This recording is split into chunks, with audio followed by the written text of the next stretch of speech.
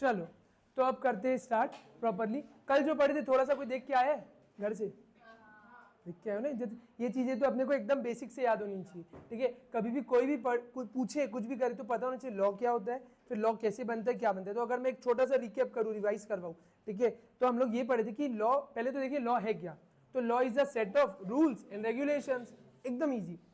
अभी होता है लॉ ना बहुत वाइडर वर्ड है। अगर कभी कोई तुमको पूछे लॉ बड़ा है कि एक्ट बड़ा है, रूल्स बड़ा है, भाई लॉ बड़ा है। लॉ के अंदर act, rules, regulation, ordinance, bylaws सब आ जाता है, ठीक है। तो हम लोग कैसे बोलेंगे, law is a set of rules and regulation, उसके अंदर ये सारी नीचे दी हुई चीजें आती है। सबसे पहले हम लोग पढ़े थे एक्ट। एक्ट कौन बनाता है?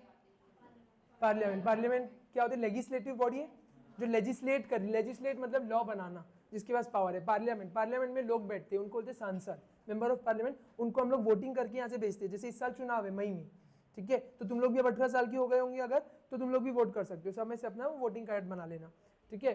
तो हम लोग उनको भेजते, फिर वहां पे दो टाइप के हाउसेज देखे थे, ठीक है, लोअर हाउस और अपर हाउस। ये सब बचपन सिविक्स का मैं बता रहा हूँ तुम लोगों को, ठीक है, कि दो हाउसेज होते हैं, लोअर और अपर। लोअर हाउस क्या होता है? राज्यसभा, हाँ, और ये ऐसा नहीं बोलना लेकिन, ठीक है।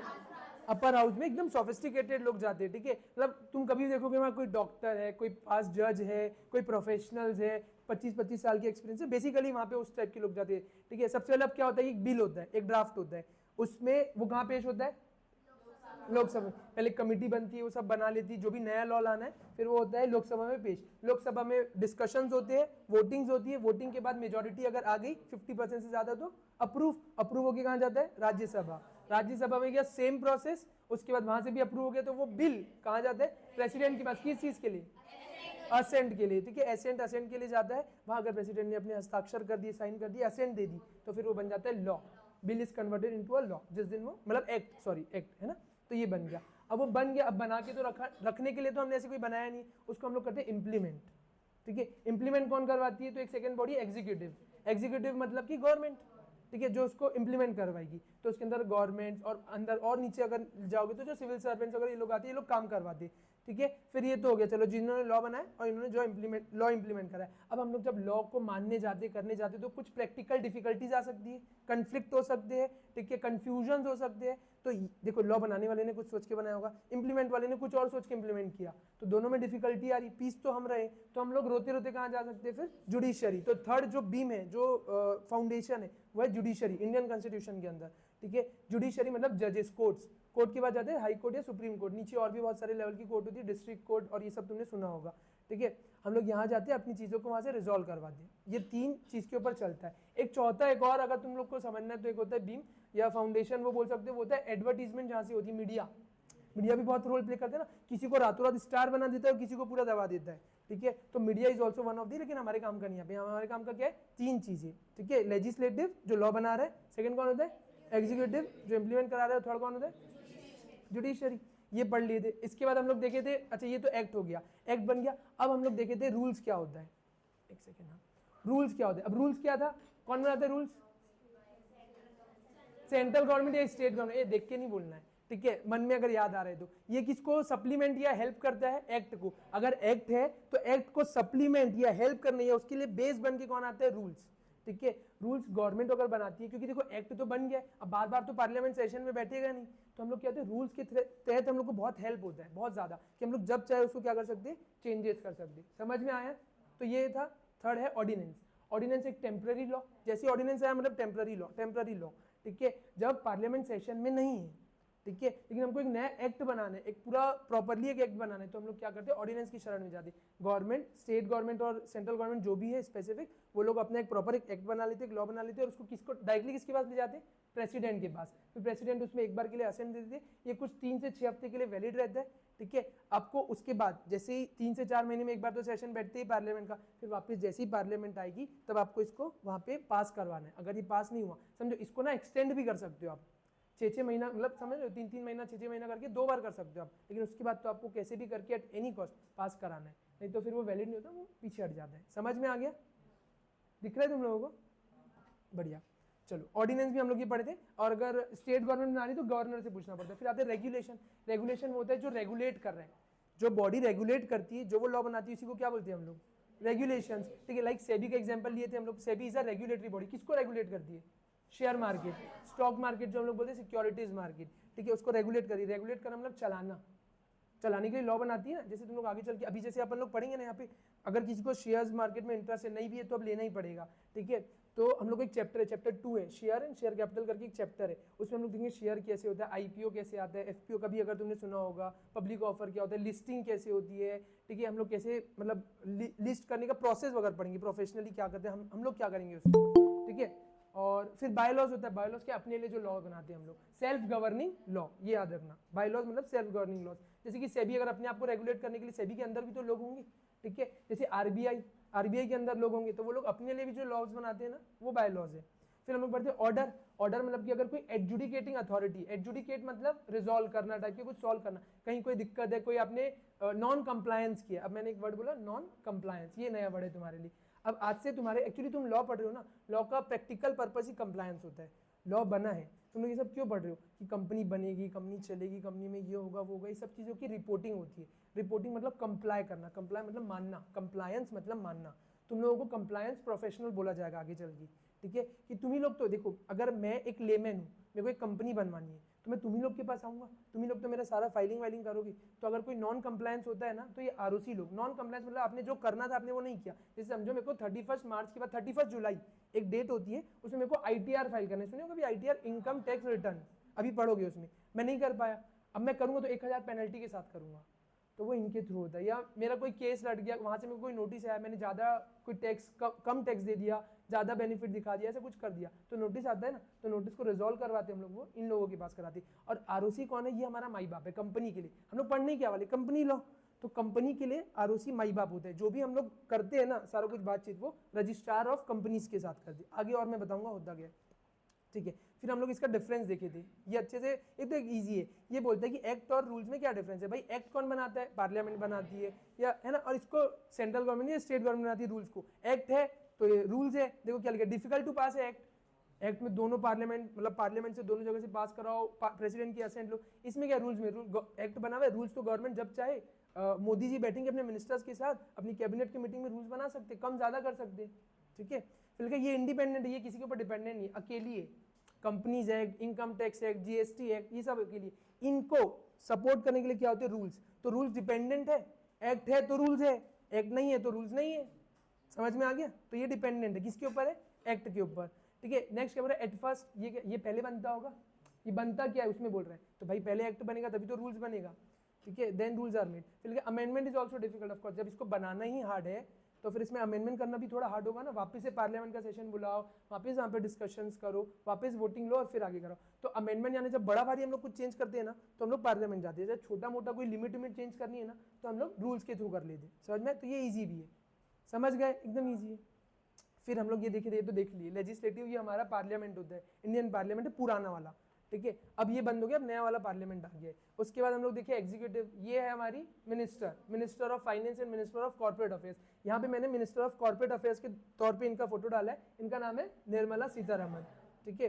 ये इंप्लीमेंट करवाते। और ये जुडिशियल यानी कि हम लोग देखे कोर्ट्स और ट्रिब्यूनल्स जिनके पास कुछ डिसाइड करने का पावर है। वहाँ पे मैंने एक नया वर्ड बताया था, क्वासी जुडिशियल, ठीक है। क्वासी फिर क्वासी कॉन्टेक्स्ट से लिंक कर रही थी। एक वर्ड का मीनिंग है, देखो मतलब मैं सोचता हूँ कि जो भी वर्ड्स लिखे ना लॉ में, एक मैं यहाँ तक दूंगा तो ये जो कॉमा होता है ना, इसका भी मीनिंग होता है लॉ में, इतना डीप होता है वो, जब डीप में जाके पढ़ो। लेकिन एक वर्ड का एंड और समझते हो तुम लोग, है ना, मे और शेल समझते हो तुम लोग, सबका मीनिंग होता है एक चीज का, कहाँ मे लगा, कहाँ शेल लगा, कहाँ मेरे को क्या लेना है, कहाँ मैंडेटरी है, कहाँ वॉलेंट्री है, ऐसी बहुत सारी चीजें होती है, ठीक है। तो यहाँ पे हम लोग ये देख रहे थे कोर्ट्स और ट्रिब्यूनल। कोर्ट में मैं बताया था क्वासी जुडिशियल बॉडी, क्वासी मतलब जो प्रॉपर कोर्ट नहीं है लेकिन कोर्ट की जैसे अधिकार है उसके पास, समझ में आ रहे। अगर हम लोग कोर्ट जाते हैं, टाइम टेकिंग, कॉस्ट, बहुत सारा तामझाम होता है, या तो कई लोग जाते ही नहीं है, उस चक्कर में इतना टाइम लगेगा, नहीं तो अगर जाते तो सालों साल बीत जाते। और कॉर्पोरेट लॉ के मैटर्स कैसे होते हैं, फ्लेक्सिबल, बहुत फ्लेक्सिबिलिटी चाहिए उसको, फटाफट होना चाहिए, डायनेमिक होते हैं, फास्ट चेंजिंग, समझ में आ रहे। तो हम लोग क्या कहाँ पे जाते हैं, यहाँ ट्रिब्यूनल्स के पास। फिर हम लोग ट्रिब्यूनल देखे थे, दो टाइप के होते हैं हमारी कंपनी लॉ में, एक एनसीएलटी, एक एनसीएलएटी है।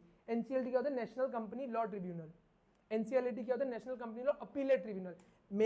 मेरा और इसके बीच में कोई विवाद हुआ, या मेरी और आराम कंपनी और मैं एक शेयर होल्डर हूँ, हम लोग के बीच में कोई दिक्कत हुई, शेयर ट्रांसफर या कोई भी एक्सवाइजेड चीज के लिए, तो मैं अग्रीव्ड हुआ, अग्रीव्ड समझते हो सब लोग, कॉन्ट्रैक्ट पढ़ो, तो मैं कहाँ जाऊँगा, दौड़ते दौड़ते रोते रोते एनसीएलटी के पास। एनसीएलटी को अपना केस बताऊंगा, जैसे कोर्ट में चलता है वैसे ही वहाँ पे भी सारी चीज़ें होगी। फिर एनसीएलटी मेरा केस सुनेगी, करेगी और डिसाइड करेगी। अगर मेरे फेवर में है तो मैं खुश, कंपनी के अगेंस्ट में आ गया। कंपनी को अगर मेरे खिलाफ अपील करना है ये ऑर्डर के खिलाफ, तो वो इसके बाप के पास जाएगी, वो है NCLAT, national company law appellate tribunal. Appeal file करते हो जहाँ किसी के ऑर्डर से जब आपको मजा नहीं आता है ना, तो आप अपील फाइल करते हो। अब जाओगी यहाँ, फिर समझो NCLAT अब मेरे खिलाफ फाइल कर दी, तो अब मेरे को अच्छा नहीं लगा, अग्रीव्ड हुआ मैं कहाँ जाऊँगा? सुप्रीम कोर्ट के पास, हाई कोर्ट, सुप्रीम कोर्ट, जो भी उसका एक वो रहता है, क्या बोलते हैं, बेंचेस के हिसाब से हम लोग जाते हैं, वहाँ पे जाते हैं। जनरली सुप्रीम कोर्ट जा सकते हो आप। समझ में आ गया? ऐसा चलता है। तो टाइम टेकिंग नहीं ना फालतू में। देखो बाकी कोर्ट्स में कैसे होता है, जैसे अगर इन दोनों के बीच में कोई विवाद हुआ या कोई भी डिस्प्यूट हुई, तो लोग सबसे पहले लोएस्ट कोर्ट में जाएंगे, डिस्ट्रिक्ट कोर्ट, ठीक है। उसके बाद फिर मेट्रोपॉलिटन, फर्स्ट मजिस्ट्रेट, ऐसे सुनिए तुम लोग कोई, ठीक है, कि फर्स्ट वाले की, सेकंड वाले की मजिस्ट्रेट्स होती है, ठीक है, अलग अलग होते हैं। और तुम दिल्ली विल्ली जाओगे, इधर उधर जाओगे, तो अलग अलग नाम से अलग अलग कोर्ट्स होती है। तो इतना इतना करते जाओगे, उससे अच्छा ये डायरेक्ट फ्लो है। और यहाँ पे एक्सपर्ट बैठते हैं ना कंपनी लॉ की। अब जो वहाँ नॉर्मल जो जज बैठे हैं सुप्रीम कोर्ट में, ऑनरेबल जज जो बैठे हैं, ठीक है, वो लोग को तो हर चीज़ का एक्सपर्ट बनना है, लेकिन इनको मेजरली क्या होना चाहिए? कंपनी लॉ का नॉलेज। तभी लोग फास्ट रिजॉल्व कर पाएंगे, ज़्यादा टाइम नहीं लेंगे और जल्दी जल्दी रिजॉल्व होगी। तो क्या कॉर्पोरेट सेक्टर अच्छे से चलेगा? यस। और कॉर्पोरेट सेक्टर अगर अच्छे से नहीं चलेगा तो इंडिया आगे कैसे बढ़ेगा? 3 ट्रिलियन इकोनॉमी बनना है, 4 ट्रिलियन 5 ट्रिलियन इकोनॉमी बनना है, तो कैसे बनेगा? सबसे इंपॉर्टेंट तो यही, कॉर्पोरेट, अगर मुकेश भाई अंबानी, अडानी, ये जितने भी लोग हैं, बड़ी बड़ी कंपनीज है, ये काम नहीं करेगी तो फिर लोगों को एम्प्लॉयमेंट नहीं मिलेगा, यहाँ पे हमारी जीडीपी आगे कैसे बढ़ेगी? तो इसलिए कॉर्पोरेट सेक्टर बहुत बड़ा रोल प्ले करता है। और तुम लोग ही कौन? कॉर्पोरेट प्रोफेशनल्स बनने वाले हो ना, कॉर्पोरेट में प्रोफेशनल, कोई सीए, कोई सीएस, कोई सीएमए, समझ में आ रहा है? तो सबका अपना अपना एक रोल है, समझ में आ गया? अच्छा एक चीज़ और बताऊँ, ये इसमें जो होता है ना, जो प्रोफेशनल्स होते हैं, सीए सीएमए लोग, ये लोग यहाँ जाके एज ए, जैसे वकील नहीं होता है, वकील लड़ता है, बस वैसे ही तुम लोग भी जाके वहाँ पे रिप्रेजेंट कर सकते हो। अगर तुम लोग अपनी कंपनीज को, कोई कंपनी तुमको रिप्रेजेंट करने बोलती है, जैसे एडवोकेट्स करते, तुम लोग को एडवोकेसी, कोर्ट नहीं जा सकते तुम लोग, लेकिन यहाँ पे रिप्रेजेंट कर सकते हो, प्रोवाइडेड जो कंडीशन है वो फुलफिल करोगे तो ये भी एक दायरा बढ़ गया ना तुम्हारे लिए, काम करने के लिए कितना कुछ है। समझ में आ गया? ठीक है, यहाँ तक के तो हम लोग बेसिक चीज़ें पढ़े। यहाँ से हम लोग पढ़े थे कंपनी के बारे में, कंपनी लॉ में सबसे पहले एक चीज़ समझे थे। अभी मैं कंपनी क्या होती है ये सब तो बताया ही नहीं तुम लोगों को, ठीक है। जस्ट अ सेकेंड, ऑनलाइन कोई और आ रहा है? और कोई बचा है क्या? चलो ठीक है, हाँ इधर आओ। अब मैं बता रहा था कि कॉर्पोरेट आइडेंटिफिकेशन नंबर क्या होता है, सिन नंबर। तो सिन नंबर क्या होता है कि कोई भी कंपनी, जैसे हम लोग अपने नाम से जाने जाते हैं, लेकिन हो सकता है मेरे नाम वाला भी कोई 10 लोग होगा, ठीक है, मेरे नाम के साथ सरनेम वाला भी होगा कोई 10 लोग। तो हम लोग बाइफर्केशन चलो जैसा भी है, लेकिन हम लोग का जो लॉ की नज़र में बाइफर्केशन होता है हमारे पेन नंबर से होता है, यूनिक होता है ना, वो सब यूनिक कोड। वैसे कंपनीज को भी एक यूनिक आइडेंटिफिकेशन नंबर मिलता है, जो अरहम इंस्टीट्यूट को मिला होगा वो किसी और इंस्टीट्यूट को नहीं मिलेगा। समझ में आ रहा है? तो 21 डिजिट बनता कैसे है? तो सबसे पहले हमको समझना है सिन नंबर क्या, full form corporate identification number. Corporate मतलब कंपनी, उसको आइडेंटिफाई करना है एक नंबर देके, तो कॉर्पोरेट आइडेंटिफिकेशन नंबर, पहले तो ये हो गया फुल फॉर्म। फिर ये बोलते हैं ये ना 21 डिजिट का अल्फा न्यूमेरिक कोड होता है। 2 वर्ड से बना अल्फा और न्यूमेरिक, अल्फाबेट्स और न्यूमेरिक नंबर्स। अल्फा मतलब जो अल्फाबेट्स है, थोड़े बहुत अल्फाबेट्स होंगे, थोड़े नंबर्स होंगे, दोनों को मिला जुला के हम लोग अल्फा न्यूमेरिक कोड बना रही। उसमें से अगर ये जैसे ये रिलायंस इंडस्ट्रीज जो कंपनी मैं तुम लोगों को कल बता रहा था, अपने मुकेश भाई अंबानी, जिनको कई लोग प्यार से मुक्कू भाई बोलते हैं, लेकिन ऐसा नहीं बोलना है प्लीज, है ना, एकदम रेस्पेक्टेबल है। मेरे बोलने पे तुम लोग नहीं बोलना, ठीक है? हाँ, बहुत ज्यादा समझ रहे हो ना, कितने लोग को खरीद सकते हो। तो उनकी कंपनी है रिलायंस इंडस्ट्रीज। अब मैं जब बोलूँगा ना RIL बोलूँगा, तुमको ये सब शॉर्ट फॉर्म समझना है। ये कॉर्पोरेट्स में यूज होता है कि भाई मैंने RIL का शेयर लिया, 2600 रुपये का एक शेयर है, मैंने 10 शेयर लिए, हम लोग ऐसा बोलते हैं। रिलायंस या पूरा ऐसा पूरा नहीं बोलते, तो RIL, ठीक है। तो RIL जो कंपनी है उसका सिन नंबर है ये पूरा। अब ये क्या डिनोट कर रहा है, क्या बता रहा है, हम लोग कैसे देखेंगे? तो देखो यहाँ सबसे पहले अगर जैसे L लिखा है, तो L मतलब क्या, ये कंपनी लिस्टेड है क्या? अब लिस्टेड क्या होती है, अगर तुमको थोड़ा बहुत पता है तो बढ़िया है, नहीं पता है तो मैं बताऊंगा। कंपनी जब पब्लिक को अपने शेयर्स ऑफर करती है ना, तो वो लिस्ट भी हो सकती है मार्केट में। अभी तो एकदम बेसिक पता होगा तुमको, या कुछ भी नहीं पता होगा, जब मैं चैप्टर पढ़ाऊंगा ना। अभी तुम्हें कंपनी क्या होती है ये नहीं पता मेरे हिसाब से, ठीक है, तुमको अपने हिसाब से पता है ना कंपनी क्या होती है, मेरे हिसाब से तो पता ही नहीं क्या होती है, तो वो बताऊंगा। फिर धीरे धीरे जब हम लोग चैप्टर्स में जाएंगे तब पता चलेगा कि लिस्टिंग और अनलिस्टेड कंपनी क्या होती है। जैसे कि एकदम simple, Arham institute is unlisted company, हमारे शेयर होल्डर 2 ही है, वो भी बताऊंगा कौन है क्या है, ठीक है। एक लिमिटेड उतना ही पैसा लगाया हमने, वही किया, हम पब्लिक को ऑफर ही नहीं करते। क्यों? क्योंकि एक तो हम प्राइवेट कंपनी है। अच्छा, हम लोग पब्लिक कंपनी होते भी तो जरूरी नहीं कि हम लोग सबको ऑफर करें अपने शेयर। लिस्टेड कंपनी में कोई भी आके पैसा लगा सकता है, ले सकता है, जैसे कि रिलायंस है, टाटा है, कोई भी है। समझ में आया ये सब? नेक्स्ट बोल रहा है कि इंडस्ट्री कोड। इंडस्ट्री कोड मतलब ये जो अगले 5 डिजिट होते हैं ना, ये बताते हैं आप कौन सी इंडस्ट्री में ऑपरेट कर रहे हो। जैसे कि रिलायंस बेसिकली अगर तुमको पता होगा कौन से बिजनेस में, तो टेक्सटाइल में आई थी सबसे पहले, केमिकल और टेक्सटाइल। रिलायंस का पेट्रोल पंप है, सुनियो कभी, ठीक है। तो रिलायंस ये सब में थी, फिर धीरे धीरे कम्युनिकेशन, आज तो हर चीज़ में है। मतलब जो मैं बच्चों को दिखाता हूँ आगे वाले जब हम लोग चैप्टर्स पढ़ते हैं उनकी कितनी सब्सिडीज सुनते हो, समझते हो? तो एक फॉर्म होता है, फॉर्म में हम लोग डालते हैं, उसकी लिमिट ही होती है 99, उनके 100-150 तो सब्सिडियरी है। कितना मैनेज करना पड़ता होगा पूरे ग्रुप को एक साथ, समझ में आ रहा है? इतना सब कुछ है। तो उसका इंडस्ट्री कोड ये है उनका मेनली। फिर एमएच बता रहे कौन से स्टेट में आपकी रजिस्टर्ड ऑफिस है, तो ये पता चल जाता है। जैसे हम लोग है ना तो हमारा सिटी दिखाएगा, सी और टी, ठीक है, छत्तीसगढ़ के लिए। फिर 1973 ये बताता है कि कब बनी है, ईयर ऑफ इनकॉर्पोरेशन, मतलब ये क्या बता रहा है, अगले दो डिजिट, अगले 4 डिजिट क्या बताएंगे। फिर ये पीएलसी, तो ये बता रहे कि ये पब्लिक लिमिटेड कंपनी है। मैं अपना भी दिखाऊंगा, अपना अरहम इंस्टीट्यूट का बाद में तुम लोग को, कि सर्टिफिकेट में क्या अपना नंबर है। फिर लिखा है रजिस्ट्रेशन कोड, या ये तो जो जिस स्टेट में आप आए हो ना उसका रजिस्ट्रेशन कोड है कि महाराष्ट्र में 19,786 नंबर की, समझ लो कंपनी जो थी वो रिलायंस इंडस्ट्रीज लिमिटेड है। समझ में आया? बढ़ू आगे, है ना? कुछ नहीं है, ये याद करने के बिल्कुल नहीं, ये याद नहीं करना है तुमको, ये मैं केवल समझाने के पर्पस है कि तुमको प्रैक्टिकली पता रहे होता क्या है। कुछ कल चल के पूछ ले तो तुम डगमगाओ नहीं, स्ट्रांगली खड़े रहो, ठीक है? तुमको याद क्या करना है, 21 digit alpha numeric code.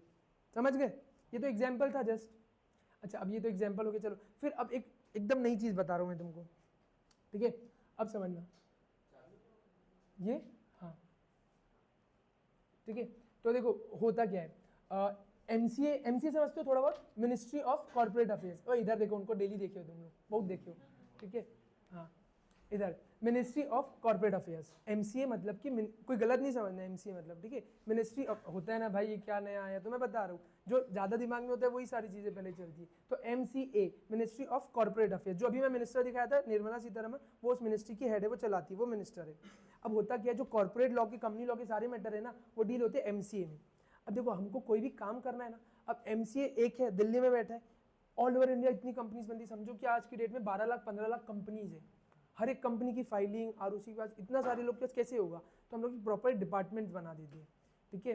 Company के लिए जो सबसे पहला माई बाप है वो होता है आरओसी, एक हायरार्की समझते हो ना, सबसे पहले जो होता है वो आरओसी, उसका फुल फॉर्म होता है रजिस्ट्रार ऑफ कंपनीज। कंपनी को इनकॉर्पोरेट होना है, कुछ भी होना है, वो सबसे पहले जाइए आरओसी के पास, ठीक है? और मेरे में कोई भी चेंजेस हो रहे, कोई फॉर्म फाइलिंग करना है, कुछ भी करना, मैं सारा किससे बातचीत करूंगा, आरओसी से। समझ में आया?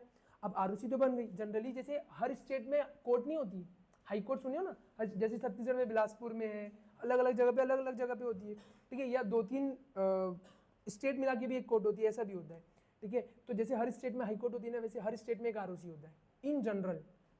समझ में आया? इन जनरल जो मैं बता रहा हूँ कि हर स्टेट में आरओसी होती है, वैसे हर स्टेट में एक सॉरी हाई कोर्ट होती है, वैसे हर स्टेट में एक आरओसी होता है, ठीक है? ये क्या करते हैं, जैसे हमको छत्तीसगढ़ में कोई भी कंपनी बनानी ना, तो हमारा आरओसी बैठता है बिलासपुर में, आरओसी बिलासपुर है, ठीक है? तो हम लोग सारा फॉर्म फाइलिंग होता है, सब कुछ वैसे ही होता है, ठीक है? ये हो गया। इसके बाद इनका भी तो कोई माई बाप होना चाहिए जो इनके ऊपर ध्यान रखिए, तो इनके ऊपर बैठते हैं आरडी, रीजनल डायरेक्टर, वो भी मैं बताऊंगा, अभी तुमको यहाँ नहीं दिख रहा होगा, ठीक है? बताऊंगा रीजनल डायरेक्टर। अच्छा ये तो है यार 7 जोन में जो ये देखो ये दिख रहा है ना, इसको हम लोग शॉर्ट में बोलते हैं आरडी, रीजनल डायरेक्टर। अब ये क्या है समझो, आरओसी तो बन गई, ऑलमोस्ट हर स्टेट में या 2-3 स्टेट मिला के एक आरओसी तो है। अब इन लोग को जो रेगुलेट करते हैं ना, ये इन लोग को देखता है, उनको देखता है, वो देखता है आरडी। अब होता क्या समझो, जैसे कि एमपी हो गया, सीजी हो गया, मतलब छत्तीसगढ़ हो गया, महाराष्ट्र हो गया, ऐसे 4-5, ओडिशा हो गया और महाराष्ट्र हो गया, 5 स्टेट मिला के इन सबका जो रेख देख करेगा वो एक आरडी। हमने क्या किया, ऐसे रीजन्स में बांट दिए, मतलब ये नॉर्थ वाला दिल्ली, तो पंजाब, कश्मीर वश्मीर का जो ऊपर का एरिया है ना, उन सब का हेड कौन होगा, 5-6 आरओसी का ये, फिर अगले 5-6 आरओसी का ये। समझ में आ रहा है? ऐसा तो हमने 7, जैसे अगर तुम लोग कभी ट्रेन से ट्रेवल करेंगे तो देखो दक्षिण पूर्व मध्य रेलवे, ऐसा सुनिए कभी ईस्टर्न ये रेलवे जी, ये क्या होता है, रेलवे हमारा इंडिया का सबसे ऑलमोस्ट सबसे बड़ा रेलवे में से आता है, इतना बड़ा नेटवर्क है, करोड़ों लोग डेली अप डाउन करते हैं, तो ये सब चीज़ को चलाना एक साथ, कौन सी ट्रेन कहाँ से जाएगी, ये सब धीरे धीरे करके ऐसे नीचे बांटा जाता है। तो क्या करते हैं हम लोग वहाँ पे डिपार्टमेंट्स बना देते हैं कि भाई दक्षिण पूर्व मध्य रेलवे, ये जैसे हमारा जो मेन है वो बिलासपुर है, रेलवे के लिए भी बिलासपुर से होता है, बहुत सारे उड़ीसा का जो मेन हेड बना हुआ है ना वो बिलासपुर है, वैसे यहाँ पे भी है। तो ये क्या करते हैं, जैसे 5-6 आरओसी का एक गुच्छा बना लो, बंच बना लो, उनको देखने वाले कौन है, आरडी। अब जैसे समझो हमारे छत्तीसगढ़ में कुछ हुआ तो हम लोग कहाँ पे जाएंगे, इसमें से क्या यहाँ पे जाएंगे, क्या वेस्ट में आते क्या हम लोग, नहीं आते, इसमें आते। चलो कल का एक छोटा सा होमवर्क सोच के आना, हम लोग किस एरिया, मैप से तो सोच सकते हो किस में आते होंगे, फिर मैं बताऊंगा तुमको, ठीक है? ऐसा है कि मतलब हमारे जो भी स्टेट का है, समझ में आया, 2 चीज़ें, रीजनल डायरेक्टर और ये, मतलब अब समझो अगर रीजनल डायरेक्टर को अरहम इंस्टीट्यूट के बारे में कोई इन्फॉर्मेशन चाहिए तो वो किससे मांगेगा, मेरे से, आरओसी से। अच्छा आरओसी को मेरे से इन्फॉर्मेशन दो, मेरे से मांगेगा। अच्छा मैं डायरेक्टली आरडी को कुछ फाइल करूंगा? नहीं, जनरली नहीं, मेरा बातचीत किससे होगा? आरओसी से, है ना। अब आरडी को लगता है कि यार हम लोग कोई फ्रॉड कर रहे हैं, समझो, ठीक है, तो डायरेक्टली मेरे ऊपर नहीं आएगा, वो आरओसी को पूछेगा, ए आरओसी तेरे पास सब रिकॉर्ड है ना? क्योंकि हम लोग किसको फाइल करते हैं बार बार? चिमटी में कल बताया था ना, चिमटी काटते, तो हम लोग सारी चीजें इंटीमेशन देते हैं आरओसी को, तो आरओसी हमको मतलब आरडी को जो भी लगेगा वो आरओसी से लेता है, समझ में। अब आरडी का भी तो कोई माई बाप होना चाहिए, तो बोले वो MCA, direct ministry of corporate affairs, as simple as that. तो एमसीए आरडी को चलाएगा 7 रीजन्स में। देखो ना जितना छोटा होता है उतना होता है ना। देखो मेरा एक प्रिंसिपल है किसका, अरे मतलब समझना है ना, keep it short and simple, समझते हो ना? अरे ऐसे ही याद करी जाती चीजें, किस मतलब गलत नहीं समझना, मैं फुल फॉर्म लिख दूंगा नहीं तो, ठीक है। किस मतलब कि keep it short and simple, जितना हो सके। तो अब देखो अगर ज्यादा बटा हुआ रहेगा ना तो उनको उतना हार्ड होगा। इन्होंने क्या किया, एमसीए ने 7 आरडी बना दी, 7 रीजन्स बना दिए, ये रीजन ये रीजन ये, तू इसको देखेगा और तेरे नीचे 5-6 रहेंगे, हम लोग तेरे को देखेंगे, तू उन लोगों को देखेगा। तो इससे जो कन्वीनियंस होता है ना, एडमिनिस्ट्रेटिव कन्वीनियंस होता है, बहुत ईजी हो जाता है। समझ में आ रहा है? आगे चल के तुमको ये सब चीजें समझ में आएगी। अभी तो जस्ट एक इंट्रोडक्शन बता रहा हूँ कि कौन कौन लोग होते हैं कंपनी लॉ में, ये क्या है, ये नई चीजें ना। आरडी तो तुम लोग नहीं पढ़े होंगे, आरओसी सुने होंगे, ठीक है, ये होता है। इसका एनसीएलटी एनसीएलटी समझ गए। अब समझो हमारे इंडिया में क्या है। अच्छा ये बता रहे आरओसी होता कौन है, तो ये बोला deals with the form filing etcetera. Form हम जो फाइलिंग करते हैं ना हम लोग, सारा कुछ इन्हीं के पास करते हैं। इसके बाद एक नई चीज, एकदम नई चीज, ये होता है सीआरसी, इसको शॉर्ट में बोलते हैं सीआरसी। अब यहाँ पे क्या लिखा है, deals with the incorporation of the company. मतलब होता क्या है ना कि ये मैं तुमको आगे चल के अच्छे से बताऊंगा। जैसे कंपनी आज मेरे को बनाना है, अब आज अरहम इंस्टीट्यूट नाम से मेरे को कंपनी बनानी है। ऐसा हो सकता है कोई मेरे से पहले बना रखा होगा अरहम इंस्टीट्यूट, है ना। अब मैं अगर उसका नाम यूज़ कर लूँ, जैसे समझो रिलायंस है, मैं रिलायंस के नाम से कंपनी बनाऊंगा तो अनड्यू एडवांटेज नहीं ले लूँगा टाटा के नाम से। अरे पूमा का वो जो नहीं आते, देखिए ना, पूमा का और एडिडास का एबिडास लोग लेते ही है ना, तो ऐसे अनड्यू एडवांटेज ले लूँगा तो कोई होना चाहिए ना जो देख रेख सके। तो समझो पहले सब कुछ आरओसी था, सीआरसी नाम का कोई चीज़ नहीं था। अब आरओसी यार देखो, जो कंपनी बन गई है उसको भी देख रहा है, जो कंपनी मरने वाली है, स्ट्राइक ऑफ वाइंडिंग अप सुनिए, कुछ ऐसा होता है, वाइंडिंग अप होता है, ठीक है, उसको भी देखना है, जो नई कंपनी बन रही है उसको भी देखना है। तो एक साथ करेगा तो है तो ह्यूमंस ही ना, उसके पीछे बैक ऑफिस में तो ह्यूमंस ही बैठे, कैसे मैनेज करेंगे। तो हम लोगों ने क्या नया सीन लाया, हमने बोला काम को सेग्रीगेट कर दो। अब इन कॉर्पोरेशन के रिगार्डिंग जो भी काम होगा ना, वो एक सिस्टर बन गई आरओसी की, सीआरसी, शॉर्ट में बोलते हैं हम लोग सीआरसी, सेंट्रल रजिस्ट्रेशन सेंटर। अब इंडिया में आज के डेट में कोई भी कंपनी बनानी ना मेरे को, तो मैं एप्लीकेशन फाइल करूंगा, फॉर्म फाइलिंग करूंगा, वो डायरेक्टली सब ऑनलाइन होता है, ऑफलाइन कुछ भी नहीं होता, मतलब फिजिकल इंटरफेस नहीं होता, सब ऑनलाइन। तो मैं यहीं से बैठ के कंपनी बनाऊंगा। जैसे मैंने ये जब अरहम इंस्टीट्यूट बनाई थी तो मैंने अपना खुद ही से बनाया था, और डायरेक्टली वो दिल्ली, मतलब ये जो सीआरसी बैठता है हरियाणा दिल्ली मानेसर में बैठता है, ठीक है, वहाँ पे गया, वहीं से अप्रूवल आया। अब उसके बाद हमको तो 1-2 साल हो गए कंपनी बने को, समझो 2-2.5 साल हो रहे हैं हमारी कंपनी को, ठीक है। तो अब हम लोग जो भी फाइलिंग करते हैं वो आरओसी को करते हैं, फॉर्म फाइलिंग, ठीक है। आज जैसे मैं बताया मेरे को हर्ष को अगर एज अ डायरेक्टर अपॉइंट करना है, समझ में आ रहा है, तो हर्ष नाम है ना भाई तेरा, है ना, तो इसको डायरेक्टर अपॉइंट करना है, तो मैं क्या करूंगा, फॉर्म फाइलिंग करूंगा आरओसी को। लेकिन अगर आज मेरे को नई कंपनी बनानी तो मैं क्या करूंगा, सीआरसी के पास फॉर्म फाइलिंग। समझ में आया? इससे क्या ईज ऑफ कन्वीनियंस क्या होगा पता है, कि आरओसी अपना काम देख पाएगा अच्छे से, और सीआरसी केवल इनकॉर्पोरेशन में तो अच्छे से कौन सी कंपनी फर्जी है कौन सी नहीं है। फर्जी कंपनीज बनती है, सुनिए, कंपनी शेल कंपनीज, मुखौटा जिसको बोलते, केवल अंदर से कुछ नहीं है, खाली अंदर से, केवल बाहर से दिखने के लिए, ठीक है। तो ये सबको पकड़ने का काम करता है सब सीआरसी। समझ में आया? तो ये ढंग से देगा ना। जैसे हमारी भी कंपनी एक टाइम पे लटक गई थी, मतलब कैसे है कि एक कंपनी पहले से अरहम इंस्टीट्यूट के नाम से थी, अब अरहम एकेडमी करके थी, एक सर को चाहिए था अरहम इंस्टीट्यूट, तो अब कुछ ना कुछ करना था, तो मैंने करके निकाल लिया। मैं तुमको बताऊंगा कि हमने कैसे किया वो भी, कि अरहम इंस्टीट्यूट लाया कैसे, क्योंकि एक नाम की 2 कंपनी वो जनरली अलाउ नहीं करती, क्योंकि उसमें ट्रेडमार्क भी आता है, अभी तुमको बता रहा हूँ ना, ठीक है। लेकिन कैसे करे क्या करे वो जब पढ़ेंगे तब समझ में आएगा कि क्या केस था, ठीक है। बस यही सारी सीन है, इसलिए ये लोग बैठते ऊपर से। फिर आते हैं ऑफिशियल लिक्विडेटर। लिक्विडेटर का नाम सुनिए हो कभी? चलो मैं बता दो लिक्विडेटर होता क्या। लिक्विडेटर क्या करता है कि अब आज समझो, आज हमने कंपनी बनाई, 1-1.5 साल हो गया, तो हमको बिजनेस नहीं कर रही है, हमारा बिजनेस लॉस में, हमको कंपनी नहीं चलानी है, हमको क्या करना है, कंपनी को बंद, या हमने कोई फ्रॉड कर दिया। समझो मैंने क्या किया, तुम सब लोगों से 1-1 लाख रुपए लिया, ठीक है, कहीं से भी लोन लिया कंपनी ने, अब कंपनी उसको पे ऑफ नहीं कर पा रही, तो कंपनी क्या करेगी, अब तुम लोग क्या करोगे, मेरे खिलाफ एक्शन लोगे, तुम लोग जाओगे आरओसी के पास, बोलोगे अरे यार ये नहीं कंपनी कर नहीं पा रही हमारा पैसा पे, इसको स्ट्राइक ऑफ कर दो, बंद कर दो। बंद करने से क्या होता है, असेट और लाइबिलिटी बिकते हैं, उससे पैसा रियलाइज होता है, तुम लोगों को मिल जाएगा। समझ में? यही आखिरी स्टेप होता है, कुछ नहीं होता है। तो फिर वाइंडिंग अप जिसको बोलते हैं, अब समझो जब वाइंडिंग अप होता है, स्ट्राइक ऑफ वाइंडिंग अप वगैरह होता है, वाइंडिंग अप करना मतलब कंपनी बंद करना, ठीक है। तो जब ये होता है तो एक बंदा आता है, बोलते हैं लिक्विडेटर। अब समझो अगर मुकेश भाई अंबानी ठीक है, मुकेश भाई अंबानी, उनके 2-3 बच्चे, आकाश भाई सुनियो, आकाश, अनंत भाई, नीता बेन, उनकी वाइफ, ये सब लोग हैं, ये फैमिली लोग हैं, और भी बाकी शेयर होल्डर्स है। ठीक है, तो अब इन लोगों ने इनका पैसा ले लिया। अब ये लोग क्या बोले, चलो ठीक है कंपनी बंद हो रही है ना, ये जितने एसेट्स है ना हम लोग बेच देंगे और तुम लोग को पैसा दे देंगे। तुमको क्या लगता है वो किसको फेवर करेंगे? अपने आप को। अच्छा समझो, जैसे मुकेश भाई बोलते हैं ठीक है ना, मेरा बेटा है ना अनंत या आकाश, वो कर देगा, बेच देगा, ठीक है कोई नहीं। क्या वो इंडिपेंडेंट है क्या? नहीं। अरे वो तो अपने पिताजी को ही फेवर करेगा ना, या उनके लिए, या ऐसा हो सकता है जैसे समझो ये 1 लाख रुपए का कंप्यूटर है, जानबूझ के वो अपने ही किसी पार्टी को बेचेगा कम में, और उसको बेनिफिट पहुंचा रहा है कि तुमको कम मिले, फिर जो बचेगा तुमको कम ही मिलेगा ना।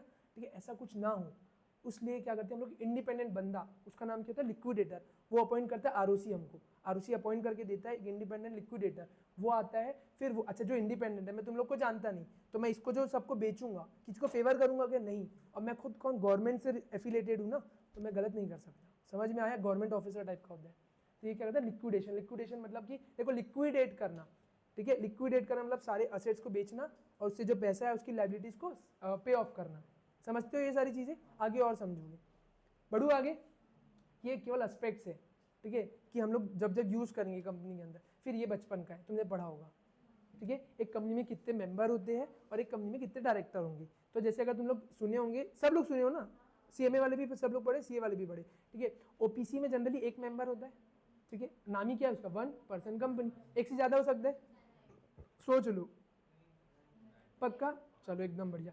और मैक्सिमम भी एक ही होगा, है ना। फिर लिखा डायरेक्टर, चलो एक तो हो गई, ये 50-15 मत देखो अभी तुम, ठीक है। प्राइवेट में आते, प्राइवेट में कम से कम 2 लोग चाहिए कंपनी बनाने के लिए। जैसे हमारी कौन सी कंपनी है, private company, अरम institute education private limited, हमारे यहाँ 2 ही मेंबर है। जितना मिनिमम बोला था हमने उतना ही किया, ज़्यादा दिमाग नहीं लगा। मैक्सिमम कितने हो सकते हैं, 200, ये भी पढ़ा होगा बचपन से।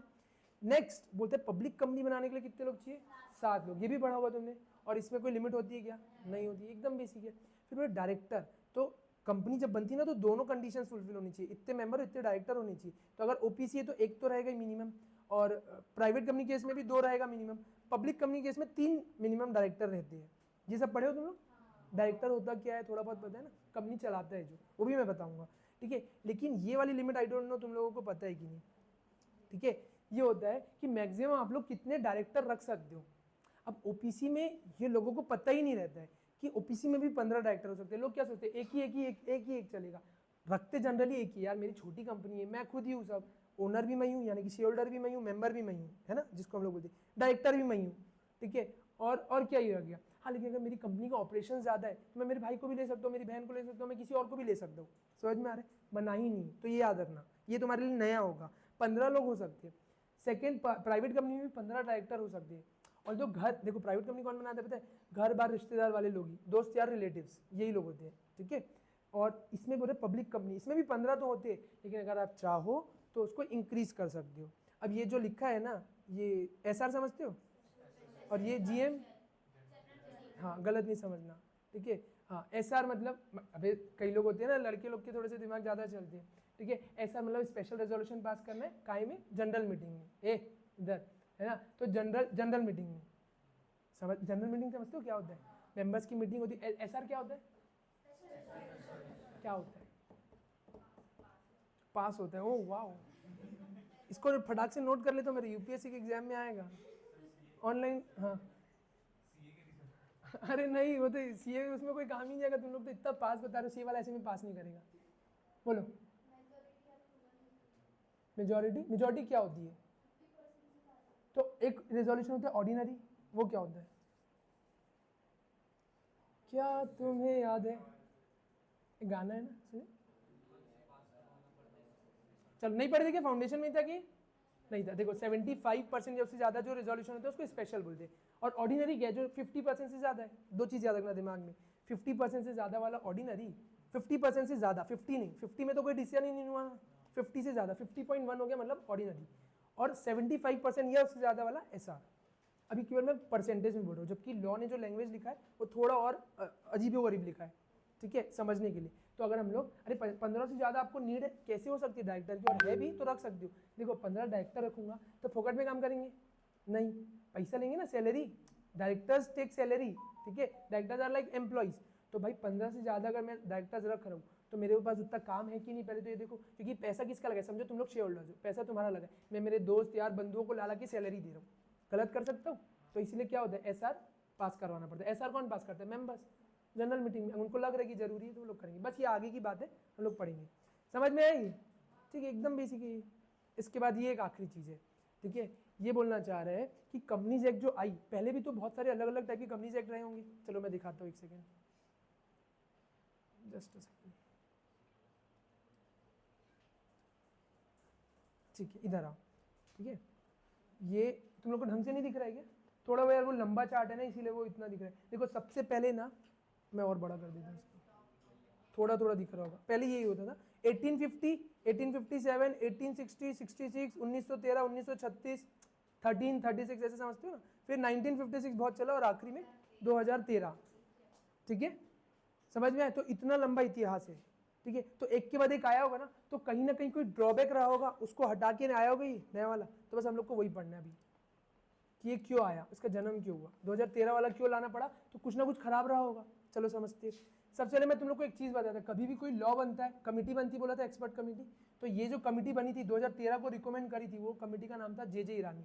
अब ये जे ईरानी क्या है, तो J Irani was the chairman of the committee. समझो हम सब एक्सपर्ट है, हम सब लोग एक ही लेवल की, सारी चीजें एक ही है, लेकिन कोई एक जन तो चेयरमैन होगा ना इस कमेटी का, जो लीडर क्लास कैप्टन होता है, हेड बॉय हेड गर्ल होती है, बस वही होते हैं, तो सब हमारे जितने। ठीक है, बस वही रहता है कि यहाँ पे जे ईरानी कमेटी। तो कभी भी कोई लॉ बनता है तो उसके लिए एक्सपर्ट कमेटी बनती है, उसके हेड कौन थे, जे ईरानी। जे Irani was one of the, मतलब मोस्ट प्रोमिनेंट पर्सन अपने इंडिया में, जो ये टाटा ग्रुप सुनते हो ना, टाटा ट्रस्ट वगैरह, वहाँ पे भी डायरेक्टर रहे और इनकी एडवाइजेस बहुत अच्छी थी। उन्हीं के एडवाइस में ये नया एक्ट आया, जो पुराने वाले एक्ट को हटाया और ये वाला नया एक्ट आया, 2013 में इंट्रोड्यूस हुआ। अब ये क्या लिखा है, रीजंस और एडवांटेज ऑफ कंपनीज एक्ट। तो हमने क्या किया, अब अच्छे से पढ़ना। ठीक है, दिख रहा है कि और बड़ा करूँ? चलो, ये क्या लिखा है, एक सेकेंड ना, ऑनलाइन वाले कनेक्टेड है ना भाई? कोई तो बोलो। Yes sir. बढ़िया बढ़िया, अच्छी आवाज़ है। हाँ, इधर इधर इधर आओ। ठीक है, ये क्या बोला कि पहले, जैसे मैं तुम लोग को बता रहा था, पहले जो 1956 वाला एक्ट था ना, उसमें 700 सेक्शन थे। अभी कितने हैं, 470, 470 कम किया। फालतू की चीजें थी ना, जो फालतू में हमारे ऊपर बर्डन के तौर पे बनी थी। बर्डन किसको था पता है, प्रोफेशनल्स को। तुम लोग प्रोफेशनल, अभी जैसे मैं तुमको 150-200 सेक्शन तुमको पढ़ना है, फाइनल में भी तो पढ़ना है, पढ़ना तो पूरा ही कंपनी से एक्ट है। ठीक है, उस टाइम 700 सेक्शन पढ़ना, चलो पढ़ ली, अभी तो तुम पढ़ने की एज में हो, बार बार पढ़ सकते हो। जब तुम लोग प्रोफेशनल बन जाओगे, क्लाइंट आएगा सामने से, तो क्या बोले, रुको ना सर मैं पढ़ के आ रहा हूँ, या मेरे सर से पूछ के आ रहा हूँ, नहीं ना। 700 सेक्शंस समझना करना, इट्स अपने आप में एक टास्क। और चीज़ें अच्छी थी भी नहीं उसमें से, तो जो चीज़ें खराब थी हमने क्या किया, उसको भगा दिया। उसमें से हमने उसको एक प्योरीफाई किया, और जो बचा छाना, तो कितने सेक्शन निकाले हमने इसमें, 470। तो क्या ये एडवांटेज है, अच्छा चीज़ है? ऑफकोर्स। अब कितने सेक्शन है, तो अब ये तीन चीज़ें तुमको याद करनी है, 470 सेक्शन है। ठीक है, पहले 700 सेक्शंस होते थे, अभी लेकिन 470 है। समझ में आया? तो कंपनी सेक्ट में कितने सेक्शंस है, 470, यहाँ से याद करना है। ठीक है, उसके बाद एक चीज़ देखिए, 29 चैप्टर्स। अब ये चैप्टर क्या होता है भाई, चैप्टर अपन लोग बचपन से सुने कभी, जैसे अपनी बुक्स वगैरह में होती है। ठीक है, चैप्टर जैसे होते हैं ना 1 2 3 4, वैसे कंपनी एक्ट का जो 470 सेक्शन है ना, इसको अब सुनना, बंचेज ऑफ सेक्शन में बांट दिया है। मेरी बात समझना, बंचेज ऑफ सेक्शन। मैंने क्या किया, 10-20 सेक्शन का एक बंच बनाया, पहला चैप्टर, 10-20 सेक्शन का एक बंच बनाया, सेकेंड चैप्टर। ये क्यों, जो रिलेटेड है, समझो जैसे कि पहला जो चैप्टर है ना हम लोग जो पढ़ेंगे प्रिलिमिनरी, वो 2 सेक्शन का, सेक्शन 1 और 2, एक बंच, चैप्टर 1। सेकेंड आता है जो सेक्शन 3 से चालू होता है, जो 22 तक चलता है, वो होता है जो शेयर कैपिटल और इनकॉर्पोरेशन के ऊपर में होता है, कंपनी इनकॉर्पोरेशन। तो अगर मेरे को इनकॉर्पोरेशन के बारे में कुछ भी पढ़ना है ना, तो कहाँ तक होगा, सेक्शन 3 से लेके 22। समझ में आया? तो मैंने वैसे बांट दिया। फिर 23 से चालू किया शेयर कैपिटल, मतलब ऐसे अगर प्रोस्पेक्टस, एक वर्ड तुमने अगर सुना होगा, तो प्रोस्पेक्टस एक सेक्शन है कि 23 से 42 तक वो है। फिर 43 से शेयर कैपिटल चालू है। तो अगर मेरे को प्रोस्पेक्टस के बारे में जानना है, तो मैं कहाँ जाऊँगा, वो सेक्शन में, वो चैप्टर में। समझ में आया? इससे ईज हो गया ना चीजें कि आपको वहां जाना है। तो 470 सेक्शन को बंचेज ऑफ सेक्शन में बांट दिया है। वर्ड क्या बोला, बंचेज। समझना, लिखना है, लिख के रख लेना, बंचेज ऑफ सेक्शन। तो 29 चैप्टर, मतलब कि 470 सेक्शंस कैसे बटे हुए, 29 चैप्टर्स में, और 7 शेड्यूल्स लिखा है, 7 शेड्यूल्स। अब ये शेड्यूल क्या होता है, सुनियो कभी? हाँ, जो बोला है बताएगा भाई अब। ओके, और अच्छा चलो ठीक है। तुम लोग अकाउंट्स पढ़े हो बचपन से, बैलेंस शीट बनाते हो, कौन से फॉर्मेट में होती है? टी फॉर्म, तुम लोग टी फॉर्म पढ़े हो? ये टी वाला एसिड और, हाँ अब नहीं। तो अच्छा ये भी था, तो ये कौन से कोई कुछ पढ़े नहीं हो, ये कैसे बनता है P&L और बैलेंस शीट समझते हो ना, P&L कौन से पार्ट में कैसे बनता है, कहाँ से बनता है, कहाँ उसका प्रोफॉर्मा नहीं। शेड्यूल 3 पूछे थे कौन सा शेड्यूल होता है, कहाँ से, ये क्या है शेड्यूल, क्या पर्पस होता है, एक एक चीज़ का लॉजिक होता है। देखो मैं तो लॉजिकली चीज़ों को डील करता हूँ, तुमको पता रहना चाहिए ना। अब देखो तुमको तो यही नहीं पता है, शेड्यूल 3 में वही जानना चाह रहा था क्या होता है। 7 शेड्यूल है, उसी का शेड्यूल 3 कंपनीज एक्ट का शेड्यूल 3 बताता है कि आपको कैसे बैलेंस शीट बनाना है। पार्ट ए P&L बताता है, पार्ट बी बैलेंस शीट बताता है। समझ में आ रहा है। अब है क्या शेड्यूल, शेड्यूल जहाँ पे फॉर्म्स एंड फॉर्मेट्स होते हैं, समझ में। अरे फॉर्मेट होना चाहिए ना, जैसे वो जो तुम लोग बोलते हो ये टी शेप वाला, अब ये नहीं चलता है। अब ये ऐसा डब्बा बनता है, इधर पे पहले लाइबिलिटी आती है, फिर ये पूरी खत्म, फिर इधर असेट आता है, ऐसा एक डब्बा बनता है। दिख रहा नहीं होगा तुमको, मैंने भी उसमें बना दिया, ठीक है, ऐसा बनता है। अभी अब इंटर में आओगे तो देखोगे, तो ये कहाँ दिया है, इसका एक प्रोफॉर्मा देना चाहिए ना, फॉर्मेट, वो कहाँ देता है, शेड्यूल्स में। अब समझो जैसे हम लोग टाइम में पढ़ेंगे ना कि मेरे को इनकॉर्पोरेशन करना है, तो भाई उसका कोई फॉर्म होना चाहिए ना, वो फॉर्म कहाँ दिया है, शेड्यूल में दिया है। समझ में आया। तो कंपनी से की जो इतने इतने सारी चीजें ना, उसको कहाँ बांट दिया, शेड्यूल्स में। कितने शेड्यूल है, 7। शेड्यूल मतलब फॉर्म्स एंड फॉर्मेट। दिमाग में कीवर्ड्स हाईलाइट करो, दिमाग में कीवर्ड्स रखो, ठीक है। फॉर्म्स एंड फॉर्मेट काय में होते हैं, शेड्यूल्स में। तो अगर मैं इसको कंसाइज करूँ तो क्या बोल रहा है, कंपनी में कितने सेक्शन है, 470, 470। देखो मैं बोल रहा हूँ ना, तो तुमको भी बोलना है। अब मेरी एक बात एकदम अच्छे समझो, इधर सुनो, मेरा एक बहुत फिक्स डायलॉग है, तुम मेरे साथ बोलोगे तो बहुत बढ़िया है, जो मेरे साथ नहीं बोलेगा ना उसकी शादी होगी, आगे चल के शादी वादी करना है ना, ठीक है, उसकी शादी होगी लेकिन वो नहीं होगा, समझ जाओ। हंस रहे क्या हो, क्या करना है तुमको, अबे शादी का खाना नहीं होगा, समझ में आ रहा है, या तुम्हारा प्री वेडिंग शूट नहीं होगा। अब जिसको जो समझना है, तो जो मेरे साथ बोलेगा उसकी शादी भी होगी और वो भी होगा, लेकिन जो नहीं बोलेगा समझ जाओ, बाकी तुम जानो। तो इधर आओ, इधर इधर इधर आओ, ठीक है। एक कोई इसको अदरवाइज नहीं लेना, क्लास में वो थोड़ा सा ह्यूमर जरूरी, थ्योरी सब्जेक्ट है, ठीक है। तो यानी कि कितने सब सेक्शंस है, 470। कितने चैप्टर्स में बटे हुए हैं, 29। और कितने शेड्यूल्स है, एज सिंपल। समझ में आया। अच्छा ये जो एक चीज़ है ना ओपीसी, ये तुम अभी अभी पढ़ रहे हो, 1956 में ऐसा कोई कॉन्सेप्ट नहीं था, ठीक है। इससे क्या होता था पता है, अब जैसे समझो मैं अकेला हूँ, मेरे को बिजनेस करना है, अब मेरे को 2 जन चाहिए या 3 जन 7 जन चाहिए बनाने के लिए, अब मेरे को अकेला करना है, तो बहुत सारी चीज़ें कंस्ट्रेंट होती थी। तो अभी हमने क्या, ये 2013 में क्या नया कॉन्सेप्ट लाया, ओपीसी का, introduction of concept of OPC. पहले नहीं था, तो अगर 1956 के एक्ट में आप देखते ओपीसी नाम की चीज़ें नहीं थी, लेकिन फॉरेन में ये सारी चीज़ें थी, तो हमने क्या किया, फॉरेन में कट कॉपी पेस्ट। समझ में आया जी। अब जैसे समझो अगर आज मेरी किराना की दुकान है, मेरे को उसको कॉर्पोरेट फॉर्म में या सुपर मार्ट खोलने ऐसा कुछ करना है, तो मैं आज ओपीसी बना सकता हूँ, छोटा मोटा बिजनेस मैं यहाँ से कर सकता हूँ, ठीक है। फिर लिखा है देखो, penalties and fines have been increase. अब यार एक सेक्शन है, एक सेक्शन, ठीक है भाई जल्दी जाओ, हाँ। एक सेक्शन है, मैं तुम लोग भी जो मैं नोट्स भेजा उसमें देखोगे, जाके देखना, एक सेक्शन है 470, 470, सॉरी 470 नहीं, 447, ठीक है। एक सेक्शन है 447, इसको मैं बोलता हूँ जल्लाद सेक्शन। देखना जो जिस बंदी का मैं भेजा हूँ तुम लोगों को, ठीक है, वो भी लिखी होगी जल्लाद, ठीक है। ये जल्लाद समझते हो कौन होता है, फांसी देता, ये वही सेक्शन है बेटा, ये सब पे लगता है। तुम हो, मैं हूँ, मैं शेयर होल्डर हूँ, मैं मेंबर हूँ, मैं डायरेक्टर हूँ, मैं कुछ भी हूँ, मैं इफ इनके सीए हूँ, सीएस हूँ, सीएमए हूँ, नो मैटर, कोई भी हूँ, प्रोफेशनल्स एक्सपर्ट सबके ऊपर लगता है। ये सेक्शन है क्या, यहाँ पे जो इंक्रीज हुआ है, इन्होंने ना पेनल्टी बढ़ा दिया, आप फ्रॉड मत करो, क्योंकि आप फ्रॉड करते हो, कितनी सारी कंपनीज ही तो ये फ्रॉड्स में इन्वॉल्व है, ठीक है। तो इसमें सजा कितनी कितनी पता है, 10-10 साल की। 10 साल में यार मेरा बच्चा मेरे को नहीं पहचानेगा, मेरी बीवी मेरे को भूल जाएगी, समझ में आ रहा है, और करोड़ों का फाइन है। जैसे अगर मैं समझो कुछ नहीं 25 करोड़ का फ्रॉड करा, तो इसमें 3 टाइम्स ऑफ फ्रॉड कितना होता है, 75 करोड़ का, तो मेरे को पेनल्टी देना है और 10 साल जेल में जाना है, और दोनों के बीच में क्या पता है, एंड। समझ रहे हो, अब समझना, यहाँ से खेल चालू होता है एंड और का, कि मतलब मेरे को पैसा भी देना है और जेल में भी जाना है, बीच में एंड। कहीं कहीं अगर तुमने कभी पढ़ा हो या नहीं भी पढ़ा है तो और होता है ना, या तो ये दे दो या ये जेल में चले जाओ, यहाँ पे एंड है, मतलब नोट मार पड़ेगी। एक हिंदी में एक वर्ड बोलते हैं नोट मार पड़ेगी, नोट भी लेंगे और मारेंगे भी, मतलब पैसा भी लेंगे और देंगे भी। तो ये तो वही कर रहा है, समझ में आ रहा है। तो इतना भारी सेक्शन है, ऐसी ऐसी। तो ये क्या होता है, डराने के लिए है ये, ऑफकोर्स ना। अगर तुमको पता है यार, बीइंग अ प्रोफेशनल तुम लोग सीए सीएस सीएमए बन जाओगे, तो तुमको समझ में आ जाएगा ना, अगर हम लोग कुछ गलत रिपोर्टिंग कर दिए, कुछ फ्रॉड कर दिए, तो यहाँ फंस सकते हैं। ये सेक्शन है, ये बहुत काम का चीज़ है। फिर क्या हुआ, एक नया कॉन्सेप्ट आया, whistle blower mechanism. Just a second, हाँ अपने पास टाइम है भी। ये सुने होगा भी, विसल ब्लोअर मैकेनिज्म नहीं, विसल समझते हो क्या, सीटी, ऐसे सिंपल है ना, तो सीटी मारना। अब ये क्या नया ऐसा दलिद्दर वाला सेक्शन लिया, विसल ब्लोअर, ब्लो करना मतलब मारना, विसल ब्लो करना, मैकेनिज्म, और इसको कॉर्पोरेट लॉ में दे दिया। तो ये क्या है, देखो कभी भी आज के डेट में ना कॉर्पोरेट्स में अगर कोई फ्रॉड हो रहा है, कुछ गलत हो रहा है, तो हम लोग जैसे कभी इमरजेंसी होती तो वो सायरन नहीं बजता है, उससे लोग अलर्ट हो जाते। सेम गोज विद यहाँ, अगर कॉर्पोरेट्स के अंदर कोई फ्रॉड हो रहा है, कुछ हो रहा है, मैं एम्प्लॉय हूँ, ठीक है, मैं चुपचाप बैठा, मेरे को पता है अगर मैं कुछ बोल दूंगा तो ये लोग मेरे को निकाल देंगे, भगा देंगे। तो अब क्या लॉ ने लॉ ले आया है, लॉ ने ये बोला कि यार अब अगर आप हमको रिपोर्टिंग करोगे ना ऐसे कुछ रॉन्ग डूइंग्स का, तो हम आपको प्रोटेक्ट करेंगे, आपको निकलवाने नहीं देंगे, आपकी सैलरी कम नहीं होगी, आपका सस्पेंशन नहीं होगा। होता है ना, डर लगता ही है ना कोई भी अगर ऑफिस में, तो इससे क्या होगा, फ्रॉड होते होते बच जाएगा। देखो फ्रॉड होते क्या है, जब फ्रॉड अकेला कोई नहीं कर सकता, फ्रॉड के लिए लोग इन्वॉल्व होते हैं और लोगों को अंदर से पता होता है। जैसे तुमने अगर सुना होगा नीरव मोदी का फ्रॉड सुना, पीएनबी स्कैम और ये सब स्कैम होते, क्या अकेला नीरव मोदी करा है, पीएनबी वाले कुछ नहीं करे, दोनों हाथ से ताली बजती है। तो अंदर लोगों को पता था ना, लेकिन शांत थी। विसल ब्लोअर, लोग डरते हैं कि यार मैं इसको बड़ा है मेरे से, इसको रिपोर्ट कर दूंगा तो क्या होगा। तो हमने क्या कॉन्सेप्ट लाया, विसल ब्लोअर। ये अमेरिका वगैरह यूएसए वगैरह में था, हमारे यहाँ नहीं था। हमने भी नया कॉन्सेप्ट लिया, विसल ब्लोअर मैकेनिज्म। समझ में आया, ये नई चीज आई।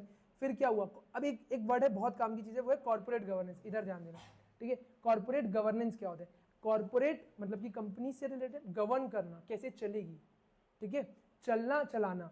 तो हम लोग कोई भी चीज होती है ना, उसमें होता है ट्रांसपेरेंसी और अकाउंटेबिलिटी। तुम लोगों को भी अकाउंटेबिलिटी होनी चाहिए। तुम लोग किसको अकाउंटेबल हो, अपने घर वालों को। व्हाट दे एक्सपेक्ट कि तुम यहाँ आ रहे हो तो पढ़ने आ रहे हो, मस्ती मजाक करने थोड़ी ना आ रहे हो। मस्ती मजाक थोड़ा बहुत चलता है, ऐसा तो नहीं कि बस घूम रहे हो, घर से निकले लेकिन यहाँ आए नहीं, ठीक है, और किधर ही मॉल वॉल में घूम रहे हो। तो अकाउंटेबल किसको हो, तुम अपने रिजल्ट के लिए किसको अकाउंटेबल हो, अपने घर वालों को। वैसे कॉर्पोरेट्स में भी डायरेक्टर्स मेंबर्स लोग को अकाउंटेबल होते हैं। तो ये अकाउंटेबिलिटी रखना बहुत जरूरी है। और ट्रांसपेरेंसी, देखो वही हम लोग पढ़े ना, अल्ट्रा वायर्स और कंस्ट्रक्टिव नोटिस। अगर पर्दा है ना बीच में, वो पर्दा अगर ट्रांसपेरेंट है ना, जो अंदर हो रहा है और जो बाहर दिख रहा है वो सेम ही दिखना चाहिए। समझ में आ रहा है, ट्रांसपेरेंसी रहेगी तो लोगों को और ज़्यादा विश्वास आएगा, मैं और पैसे से इन्वेस्ट कर पाऊंगा कंपनीज में। अगर मेरे को लग रहा है चीज़ें ट्रांसपेरेंट नहीं है तो मैं क्यों फर्दर इन्वेस्ट करूंगा, ठीक है। तो ये एक नया कॉन्सेप्ट आ रहा है, ये ठीक है अपनी जगह पे। अच्छा, अब हर चीज़ अच्छी नहीं होती, no one is perfect, companies एक भी नहीं है। तो बोले कुछ ड्रॉबैक है, अरे भाई बार बार अमेंडमेंट आते हैं, हर अटेम्प्ट में अमेंडमेंट आते हैं, ठीक है। मतलब हर थोड़े थोड़े दिन में चेंजेस आती है ना। जैसे मैं बताया कि 2021 में वो 50 लाख का जो स्मॉल कंपनी का लिमिट था उसको 2 करोड़ किया, फिर 2022 में सितंबर अक्टूबर में फिर उसको 4 करोड़ कर दिया। अभी 23 में तो ऐसा मेरे को नहीं लगता कुछ किया है, अब 24 में करेगा तो पता नहीं।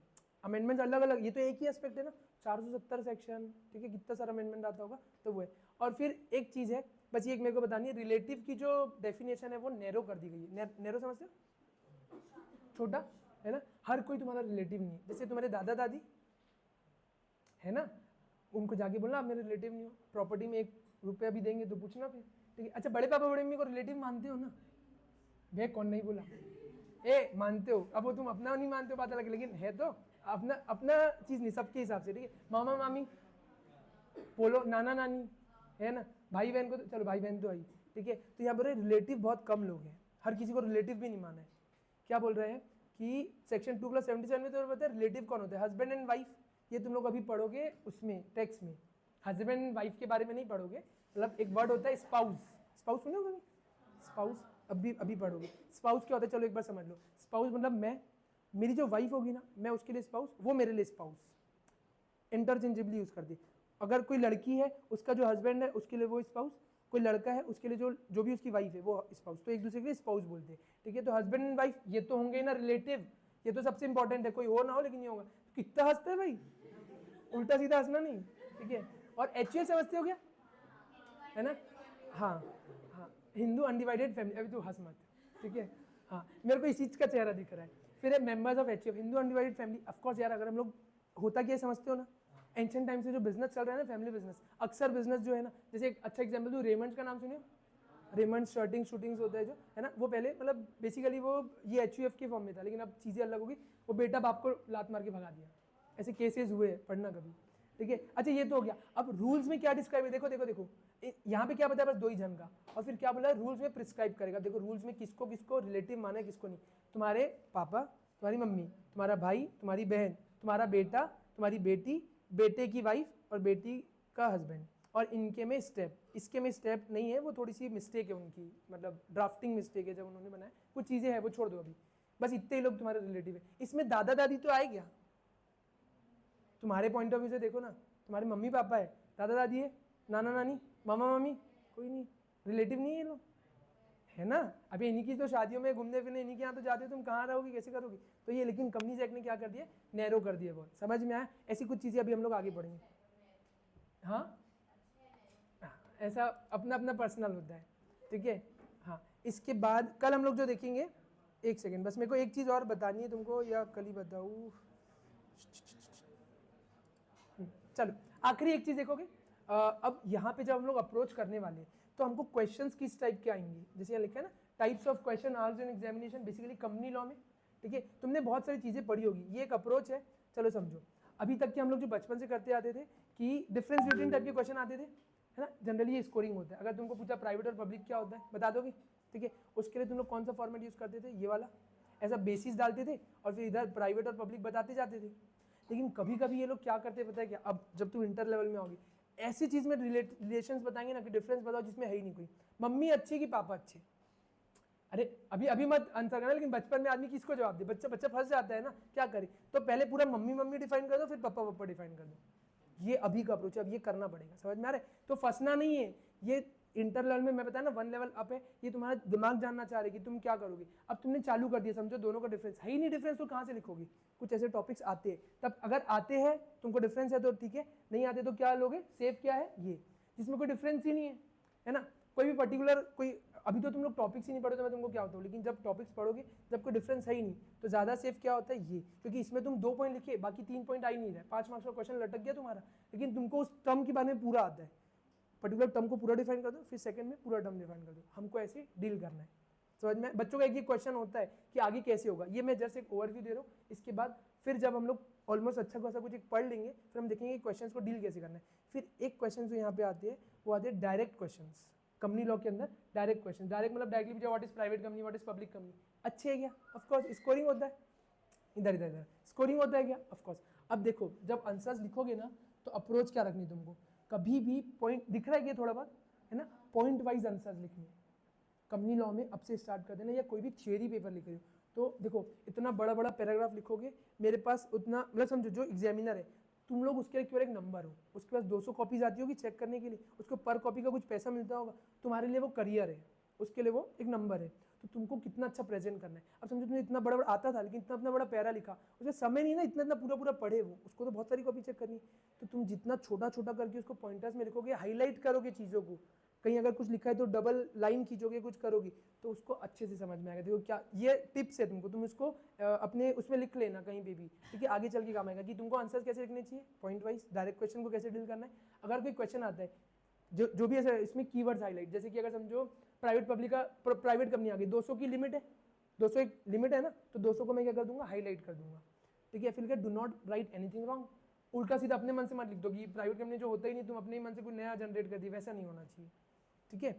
इसके बाद में बताऊँ कि रहने दो भाई, तुम लोग, मेरे को लग रहा है कि आज हो गया तुम लोगों का, बैठे हो ना, हाँ, अबे हाँ बोलो, हाँ हाँ ठीक, ये आता है ना तुम लोग को, बहुत ही बढ़िया है ना, बहुत सीखे होंगे, सब लोग सीखे है ना, सी ए में बहुत, ठीक है। अच्छा ये क्या होता है, ये किसी, इसीलिए मैं एक बार बता रहा हूँ किसी के लिए, लेकिन यहाँ का अप्रोच थोड़ा अलग है, ठीक है। वहाँ का अप्रोच थोड़ा अलग था, यहाँ का अप्रोच थोड़ा अलग है। यहाँ पे किसी के लिए ये स्कोरिंग होता है, किसी को थोड़ा हार्ड लगता है ये, अगर क्वेश्चन अच्छा है तो ईजी है, नहीं है तो हार्ड है। अब देखो ये तुम लोग सुने होंगे कि ये एक फॉर्मेट हम लोग जनरली फॉलो करते हैं, प्रोविजंस या रिलेवेंट लॉ तुमने लिखा होगा, है ना, जो भी लिखा होगा। प्रोविजन मतलब जो कंपनीज एक्ट का प्रोविजन जो डील करते हैं उसे, जैसे कि अगर समझो कोई पर्टिकुलर सेक्शन है, सेक्शन समझ लो 7, सेक्शन 7 इनकॉर्पोरेशन ऑफ कंपनी के बारे में बोलता है, ठीक है। तो अब तुमको वहाँ पे वो बताना पड़ेगा कौन सा लॉ लगता है।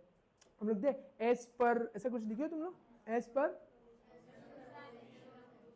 है ना, as per the relevant provision of the companies act, अगर हमको सेक्शन याद नहीं है तो, लेकिन अगर तुमको याद है तो as per section 7 of the companies act 2013, फिर हम लोग अपनी कहानी उसमें चालू कर दें, समझ में आए। और हम लोग यहाँ कोशिश करेंगे मैक्स टू मैक्स सेक्शंस याद करेंगे, हमारे टिप्स में होना चाहिए सेक्शंस, वो याद करेंगे धीरे धीरे करके, ठीक है। तो हम लोग यहाँ लिखेंगे क्या, कौन सा लॉ एप्लीकेबल है, भाई सेक्शन 7 एप्लीकेबल है, वो लिखेंगे। प्राइवेट ये इनकॉर्पोरेशन के बारे में बोलता है, क्या रूल एप्लीकेबल है, केस लॉ अगर या डॉक्ट्रिन कोई हो तो वो लिख देते हैं, ठीक है। फिर ये पूरी कहानी लिख देते हैं, ये यहाँ पे वही चीज़ लिखते हैं जो चीज़ मेरे क्वेश्चन को डील कर दी है। प्राइवेट कंपनी बहुत बड़ी है, लेकिन उसके एक पर्टिकुलर एस्पेक्ट पे क्वेश्चन पूछा है ना, तो मैं उसी को ही लिखूंगा, मैं PDF भेज दूंगा तुम लोग को, ठीक है। फिर फैक्ट ऑफ द केस में, अच्छा लेकिन अब इंटर लेवल में आने के बाद फाउंडेशन में हम फेंक सकते थे, ठीक है, या कुछ नहीं आ रहा है तो कर लेते थे। यहाँ पे उतना टाइम नहीं रहेगा, 3 महीने मतलब 3 घंटे का जो टाइम रहेगा ना, उतना टाइम नहीं रहेगा कि तुम एक एक फैक्ट्स को लिखो, क्वेश्चन के एक एक फैक्ट को लिखो, दैट पॉसिबल नहीं है। 1 से 2 लाइन अगर टाइम है तो, नहीं तो नहीं, मैं खुद ही बोल रहा हूँ तुमको, मार्क्स मिलता है उसमें, नो इश्यूज, क्योंकि टाइम नहीं रहता ना। देखो एक चीज़ याद रखना, एग्जाम में जितने ज़्यादा क्वेश्चन अपन सॉल्व करेंगे ना इंटर लेवल में, उतना ज़्यादा प्रोबेबिलिटी हाई स्कोर करने का, 60, 65, 70, 75, 80। समझ में आ रहा है? ऐसा तो हम लोग को ये लिखना है। क्वेश्चंस की समरी जनरली 2 लाइन, मैं उसके ऊपर अलाउ मतलब तुमको बोलूँगा नहीं, एडवाइस नहीं करूँगा, 2, क्योंकि टाइम ही नहीं रहेगा। फिर आते आखिरी में कंक्लूजन।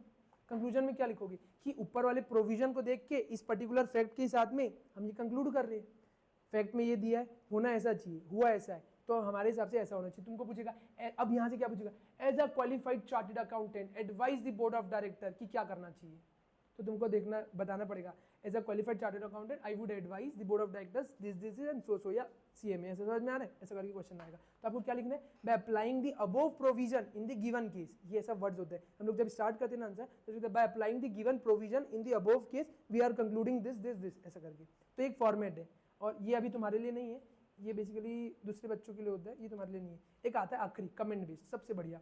कमेंट बेस्ड सुनियो कभी, कैसे टाइप का होता है, बाजू में ऐसे डॉट फिर लिख देता है कमेंट, ठीक है, कि क्या लिखा है, प्राइवेट कंपनी में 200 से ज़्यादा मेंबर हो सकते हैं, कमेंट सही है कि गलत है? ये प्राइवेट कंपनी में 200 से ज़्यादा मेंबर हो सकते हैं, नहीं है? स्टेटमेंट की ऑथेंटिसिटी, ऑथेंटिक समझते हो, सही है कि गलत है, तुमको लिखना है कि स्टेटमेंट सही है कि नहीं है। पहले तो आइडेंटिफाई करना है कि स्टेटमेंट सही है कि नहीं। देखो क्या लिखा है, identify whether the statement is correct और नॉट, फॉल्स है कि करेक्ट है, ये कर लो, मेरे को पता चल गया फॉल्स है। फिर क्या करूँगा, आइडेंटिफाई द टॉपिक, अरे ये किससे रिलेट करता है, प्राइवेट कंपनी से, ठीक है, उसका सेक्शन याद है तुम लोगों को, बढ़िया यार। फिर explain the topic like a direct question. अब ये डायरेक्ट क्वेश्चन ही तो प्राइवेट कंपनी के बारे में ही तो बताना है, और क्या बताना है उसके बारे में 3 चीज़ें जो है उसके अंदर, कि उसमें कितने मेंबर होते हैं, क्या कर सकते हो और क्या नहीं कर सकते, यही सारी चीज़ें। और आखिरी में एट द एंड आपको वापस से वही चीज़ लिखनी है, जो सही है वो लिखना है, कि नहीं 200 से ज़्यादा मेंबर्स नहीं हो सकते, अगर 200 से ज़्यादा है तो वो मैंडेटरली कहाँ कन्वर्ट हो जाती है, पब्लिक कंपनी में। समझ में आता है? ऐसे डील करना है। अब ये तो जब अपन लोग थोड़ा बहुत पढ़ लेंगे ना, उसके बाद फिर इसको समझेंगे। अब एक्चुअली मेरे को ये भी बताना था, बट अभी उतना टाइम नहीं है, कल बताऊंगा, ठीक है, कि सेक्शन एक्शन क्या होता है, सेक्शन कैसे होता है, सब सेक्शन क्या होता है, ये चीज़ हम लोग बहुत गलत यूज़ करते हैं।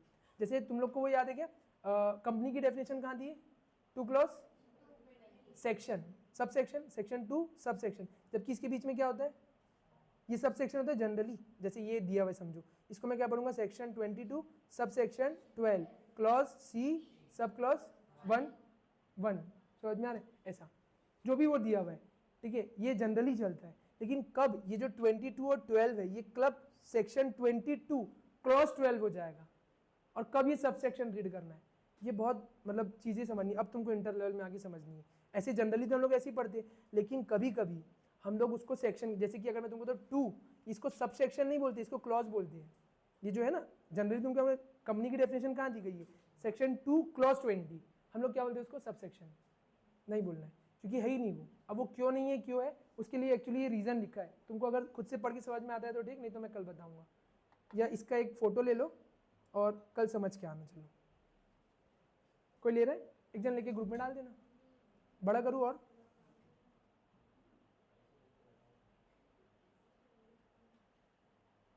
समझे, इसको समझ के आना, अगर समझ के आ पाओगे तो फिर चीज़ें और टेक्निकल मतलब समझ में आएगी तुमको। ठीक है, आज के लिए